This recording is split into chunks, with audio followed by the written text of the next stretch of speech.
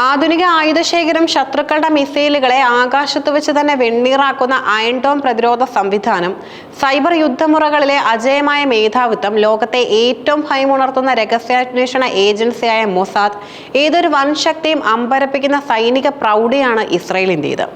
ഭൂപടത്തിൽ ഒരു ചെറിയ രാജ്യം മാത്രമാണെങ്കിലും തങ്ങളെക്കാൾ വിസ്തീർണമുള്ള ശത്രുരാജ്യങ്ങൾക്ക് നടുവിൽ ഇസ്രയേൽ തലയുയർത്തി നിൽക്കുന്നത് അവരുടെ അസാധാരണമായ പ്രതിരോധ ശേഷി കൊണ്ടാണ്.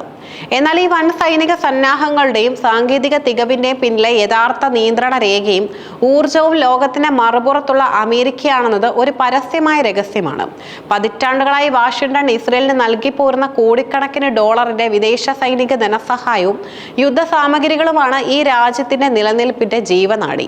എന്നാൽ മാറിയ ആഗോള മേഖലാ സാഹചര്യങ്ങളിൽ അമേരിക്കയുടെ നേരിട്ടുള്ള പിന്തുണയില്ലാതെ ഇസ്രയേലിന് സ്വന്തം നിലയിൽ ഒരു വലിയ പരമ്പരാഗത യുദ്ധം ദീർഘകാലം മുന്നോട്ട് കൊണ്ടുപോകാൻ കഴിയുമോ എന്ന ചോദ്യം അതീവ ഗുരുതരമായി ഉയർന്നു വരുന്നുണ്ട്. ഇസ്രയേലിന്റെ സൈനിക ആശ്രയത്തെക്കുറിച്ച് പഠിക്കുമ്പോൾ ആദ്യം വിശകലനം ചെയ്യേണ്ടത് അമേരിക്ക നൽകുന്ന വിദേശ സൈനിക ധനസഹായ പദ്ധതിയാണ്. രണ്ടാം ലോക മഹായുദ്ധത്തിന് ശേഷം അമേരിക്കയിൽ നിന്ന് ഏറ്റവും കൂടുതൽ സാമ്പത്തിക സൈനിക സഹായം കൈപ്പറ്റിയിട്ടുള്ള രാജ്യം ഇസ്രയേലാണ്. കൃത്യമായ ഇടവേളകളിൽ ഒപ്പുവെക്കുന്ന 10 വർഷത്തെ ധാരണാപത്രങ്ങളിലൂടെയാണ് അമേരിക്ക സഹായം ഉറപ്പാക്കുന്നത്. ഒടുവിലത്തെ കരാർ പ്രകാരം പ്രതിവർഷം കോടിക്കണക്കിന് ഡോളറാണ് സൈനിക ആവശ്യങ്ങൾക്കായി ഇസ്രയേലിന് ലഭിക്കുന്നത്. മിഡിൽ ഈസ്റ്റിലെ മറ്റേതെങ്കിലും രാജ്യത്തെക്കാളും സാങ്കേതികമായി ഉയർന്ന സൈനിക മേധാവിത്വത്തിന് ഇസ്രയേലിൽ ഉണ്ടായിരിക്കണമെന്ന അമേരിക്കൻ നിയമപരമായ ബാധ്യതയാണിത്. ഈ നയം കാരണം ഏറ്റവും ആധുനികമായ ആയുധങ്ങൾ അറബ് രാജ്യങ്ങൾക്ക് നൽകുന്നതിന് മുൻപ് അമേരിക്ക ഇത് ഇസ്രയേലിന് ലഭ്യമാക്കുന്നു. ഇസ്രയേലിന്റെ സൈനിക തന്ത്രങ്ങളുടെ കുന്തമുന അവരുടെ വ്യോമസേനയാണ്.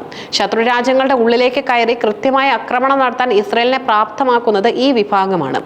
എന്നാൽ ഈ വ്യോമശക്തി പൂർണ്ണമായും അമേരിക്കൻ നിർമ്മിത യുദ്ധവിമാനങ്ങളിലാണ് അധിഷ്ഠിതമായിരിക്കുന്നത്. ഇസ്രയേൽ വ്യോമസേനയുടെ പ്രധാന അണിയറകളിൽ ഉള്ളത് അമേരിക്കയുടെ F-50, F-60 കൂടാതെ ലോകത്തെ ഏറ്റവും അത്യാധുനിക 5ാം തലമുറ സ്റ്റെൽത്ത് യുദ്ധവിമാനമായ F-35 എന്നിവയാണ്. ഇവയൊന്നും ഇസ്രയേൽ സ്വന്തമായി നിർമ്മിച്ചവയല്ല. ഈ യുദ്ധവിമാനങ്ങൾ കേവലം വാങ്ങിയതുകൊണ്ട് മാത്രം കാര്യമില്ല. അവയുടെ സങ്കീർണമായ സോഫ്റ്റ്വെയർ അപ്ഡേറ്റുകൾ, എഞ്ചിൻ പുനരുദ്ധാരണം, സ്പെയർ പാർട്സുകളുടെ ലഭ്യത എന്നിവയ്ക്ക് ഇസ്രയേൽ പൂർണ്ണമായും അമേരിക്കൻ കമ്പനികളായ ലോക്ഹീഡ് മാർട്ടിൻ, ബോയിങ് എന്നിവയെ ആശ്രയിക്കണം. ഒരു ദീർഘകാല യുദ്ധമുണ്ടായാൽ സ്പെയർ പാർട്സുകളുടെ വിതരണം അമേരിക്ക നിർത്തലാക്കിയാൽ ദിവസങ്ങൾക്കകം ഇസ്രയേൽ വ്യോമസേന പ്രതിസന്ധിയിലാകും.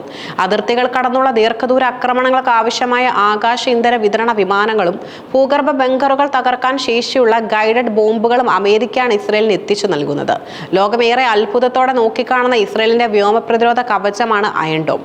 ഗാസയിൽ നിന്നോ ലെബനനിൽ നിന്നോ എത്തുന്ന ചെറിയ ദൂര റോക്കറ്റുകളെ തടയാൻ ഇസ്രയേൽ കമ്പനിയായ റാഫേൽ അഡ്വാൻസ്ഡ് ഡിഫൻസ് സിസ്റ്റംസ് വികസിപ്പിച്ചെടുത്തതാണിത്. എന്നാൽ ഇതിന്റെ വികസനത്തിലും നിർമ്മാണത്തിലും അമേരിക്കയുടെ പങ്കും നിർണായകമാണ്. അയൺ ഡോമിന്റെ ഗവേഷണത്തിലും ഉൽപാദനത്തിലും ആവശ്യമായ കോടിക്കണക്കിന് ഡോളർ പ്രത്യേക പാക്കേജുകളായി അമേരിക്ക നൽകിയിട്ടുമുണ്ട്. അയൺ ഡോമിൽ ഉപയോഗിക്കുന്ന തമിർ ഇന്റർസെപ്റ്റർ മിസൈലുകളുടെ വലിയൊരു ഭാഗം നിർമ്മിക്കുന്നത് അമേരിക്കൻ കമ്പനിയായ റെദിയോണുമായി ചേർന്നാണ്. ഒരു യുദ്ധസമയത്ത് ആയിരക്കണക്കിന് റോക്കറ്റുകൾ ഒരേ സമയം വരുമ്പോൾ ഇന്റർസെപ്റ്റർ മിസൈലുകൾ വേഗത്തിൽ തീർന്നു പോകുന്നു. ഇവ ഉടനടി പുനഃസ്ഥാപിക്കാൻ അമേരിക്കൻ വിതരണ ശൃംഖല കൂടിയേ തീരൂ. അമേരിക്കയുടെ വലിയ ആശ്രിതത്വം പുലർത്തുമ്പോഴും ചില തന്ത്രപ്രധാന മേഖലകളിൽ ഇസ്രയേൽ കൈവരിച്ച തദ്ദേശീയ സ്വയം പര്യാപ്തതയും ശ്രദ്ധേയമാണ്. എല്ലാ കാര്യങ്ങൾക്കും അവർ മറ്റുള്ളവരെ ആശ്രയിക്കുന്നില്ല. ഇസ്രയേലിന്റെ ഭൂപ്രകൃതിക്കും സൈനികരുടെ സുരക്ഷയ്ക്കും മുൻഗണന നൽകി അവർ സ്വന്തമായി വികസിപ്പിച്ചെടുത്ത ലോകോത്തര യുദ്ധ ടാങ്കറുകളാണിവ. നിരീക്ഷണത്തിനും കൃത്യതയാർന്ന ആക്രമണങ്ങൾക്കുമുള്ള ഡ്രോണുകൾ വികസിപ്പിക്കുന്നതിൽ ഇസ്രയേൽ ലോകത്തിലെ തന്നെ മുൻനിരക്കാരാണ്.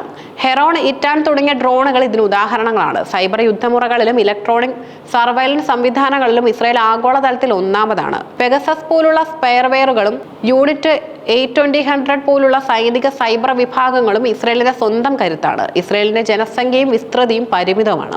അത്യാധുനിക യുദ്ധവിമാനങ്ങളോ വലിയ യുദ്ധക്കപ്പലുകളോ നിർമ്മിക്കുന്നതിനാവശ്യമായ വൻകിട വ്യവസായ ശൃംഖലകളും വലിയ സാമ്പത്തിക വിപണിയും ഇസ്രയേലിനില്ല. അതുകൊണ്ട് തന്നെ ഉയർന്ന ചെലവുള്ള ആയുധങ്ങൾ സ്വന്തമായി നിർമ്മിക്കുന്നതിനേക്കാൾ ലാഭകരം അവ അമേരിക്കയിൽ നിന്നും ഇറക്കുമതി ചെയ്യുന്നതാണ്. ഇസ്രയേലിന്റെ അമേരിക്കൻ ആശ്രിതത്വം അവരുടെ ആയുധ കയറ്റുമതി വിപണിയെയും പരോക്ഷമായി ബാധിക്കുന്നുണ്ട്.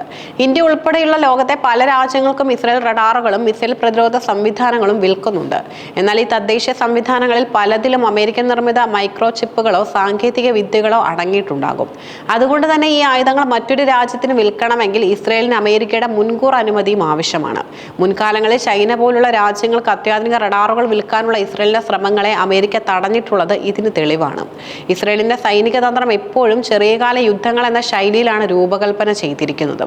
ശത്രുക്കളെ പെട്ടെന്ന് ആക്രമിച്ച് കീഴടക്കുക എന്നതാണ് അവരുടെ പ്രധാന രീതി. എന്നാൽ യുദ്ധമാസങ്ങളോ വർഷങ്ങളോ നീണ്ടുപോയാൽ നിരവധി വെല്ലുവിളികൾ ഇസ്രയേൽ നേരിടേണ്ടി വരും. കൃത്യതയാർന്ന ബോംബുകൾ, ആർട്ടിലറി ഷെല്ലുകൾ, അയൺ ഡോം മിസൈലുകൾ എന്നിവ സ്റ്റോക്ക് വേഗത്തിൽ തീരും.